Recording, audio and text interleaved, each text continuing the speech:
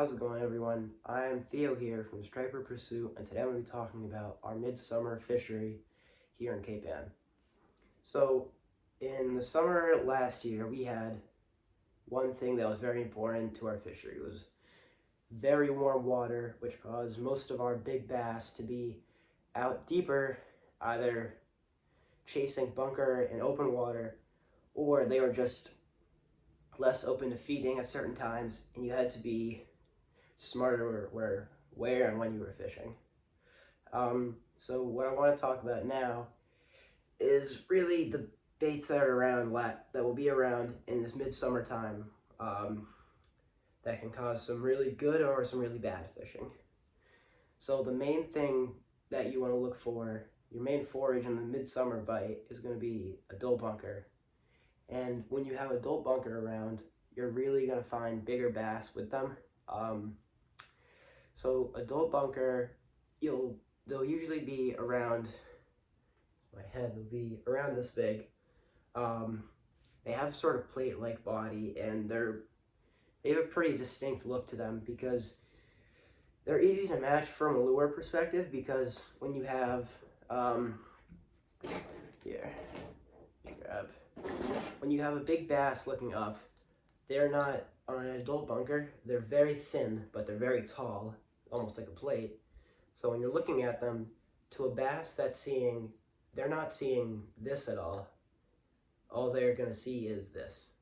So when they're seeing this thin bodied, slow, wide moving lure, they're thinking, oh, this is an adult bunker, that it's an easy snack. So that's sort of what they look like. They are thin, tall, and regularly going to be pretty slow in the water.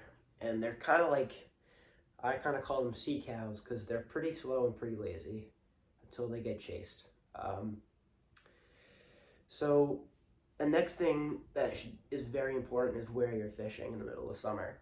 So last year, as everyone does, I feel like I did it wrong. And I think there is a bunch of big things I thought I could fix, but one of them was definitely where I was fishing. So last year, I was fishing not very deep, shallow sort of ledges off of points, beaches, sandbars, and mostly during the day. And I think that was something I could have done better of changing. What you really want to do when these water temps get into the mid to high 70s is you want to find places that have slower water and they're much deeper and cooler water. Because when you're targeting a bigger fish, they're not looking to take out one whole school of bait as a schoolie would or a bluefish is. They're looking for one big meal that they can go back and sit behind a rock and just digest, and go back out and do the same thing. They're easy, they can be patterned.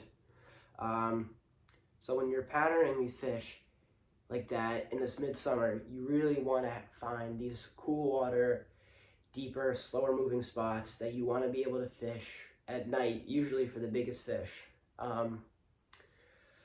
Last year's fishery was really crappy for fishing midday topwater to get really big bass. So I'm hoping this year will be different. We won't have to fish at night as much, but it probably won't. But hopefully it will change and get better. But yeah, that's all you can do is hope. So when these big baits are around the adult bunker and these bass are in slow moving conditions where they don't want to eat and they really just want to be able to eat one meal and go back down to their little cave or behind a rock or on a ledge where they can stay out of the current, you want to be able to fish a big lure that can match that. So here is a few things I've brought up. So in case our topwater fishery is good this year, one thing I really loved was the large RM Smith. This thing caught some really big bass last year for me, and it's just easily my favorite spook on the market. I don't really see what you can get better than this. It's this big white and pink lure. I'm standing at like 5'11", so it's almost the size of my hand. I think it's probably 7 inches. It's a big lure. It has a really big profile. It casts very well for how big it is, and it walks even better. So, I mean, when you're seeing, usually I'm fishing this lure around anytime you can get a overcast, rainy, or pre-rain, post-rain, misty day. This thing will kill the bass. And you really, really want to fish this if you know there can be big fish in that spot. Because this looks just like an adult bunker just passing over. And if you can find a spot where you have nice white water, a submerged island, cast this over that, and there's a fish sitting on the back side of that, they will chase this thing and they will absolutely destroy it. It is so cool to see them eat this thing because they just annihilate it. So that's a great topwater daytime spook that I loved last year. Staying on the topic of topwater, this was a pencil I was put onto last year that I thought was really good at, sadly, getting bluefish, but also the attention of some really nice bass too. This is the Gibbs Pro Series pencil. It's just a bigger profile than I think it's just the regular 7-inch or 6-inch they have. I think this one is a little heavier. I think it's either 1.5 ounces or 2 ounces.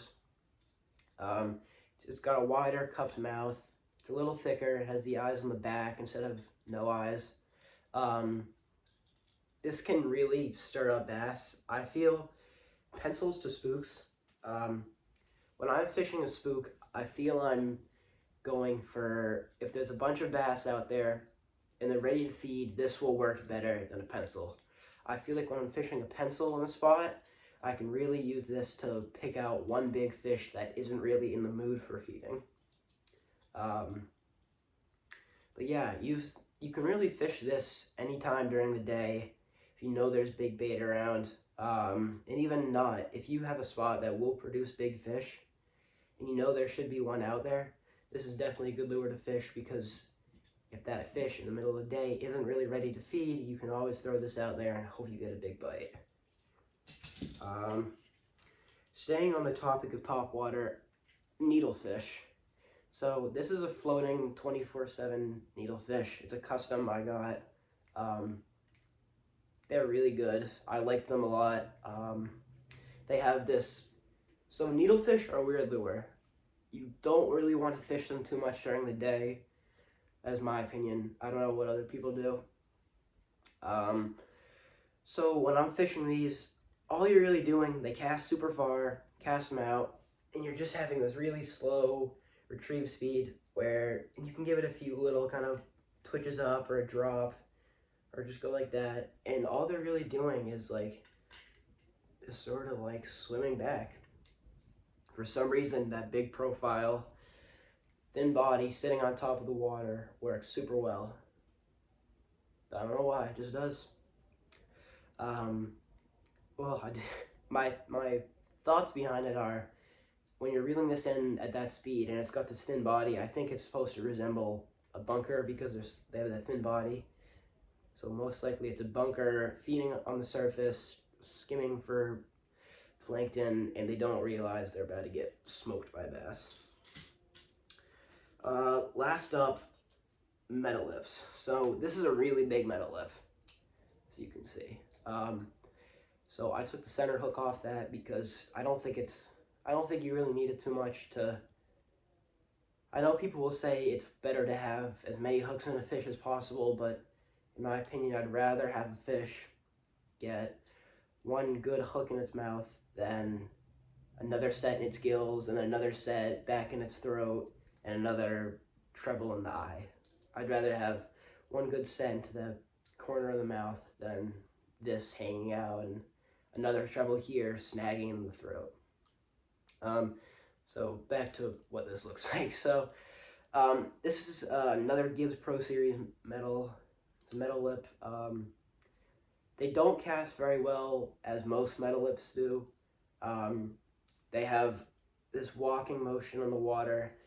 I found these ones have a tighter sort of turn to them, and you can get you can get the lips in a bunch of different variations.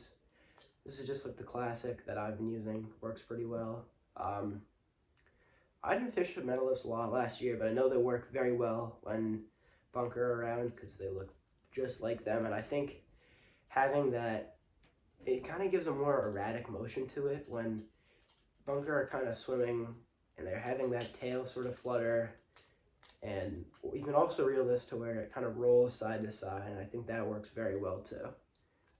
It's just a big lure, so a big lure can definitely get you some big bass. Something I forgot to talk about because I don't have any right now are sluggos. So a sluggo can be fished really, really differently. You can reel them straight in, you can twitch them as much as you want, you can let them drop and do a twitch up. I get the 7-inch black, they work pretty well. It's kind of a replacement for eels in my opinion. I think eels will always work better, but either way, you can do what you want. And to finish it off, I'll talk about times. Usually in the middle of the summer, if you can find a consistent bite on bunker or any bait, mackerel, there's early peanut bunker here, sand eels, on the beaches, you can really kind of fish that a bunch of different ways, but I think my favorite, if it's good enough this year, is throwing big spooks out for big bass at sunrise and sunset. That will always be my favorite because I think that a lot of the time you get the biggest fish on topwater lures when there's active bass because a lot of the time those bass want to eat big, and I think when you throw a big topwater out for them, it's moving slow, but it's easy to pick out. I think there's something about that just ticks them off. They have to eat it.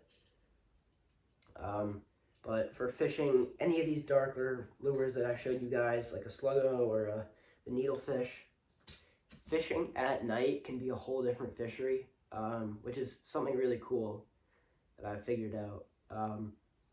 So definitely fish these at nighttime, and nighttime can be way more productive as it was last year because our water temps get way too hot and these fish really just they can't strive in that. So yeah. Thank you guys for watching.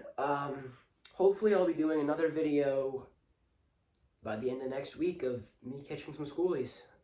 They should be showing up soon enough. Yeah, thanks for watching, guys.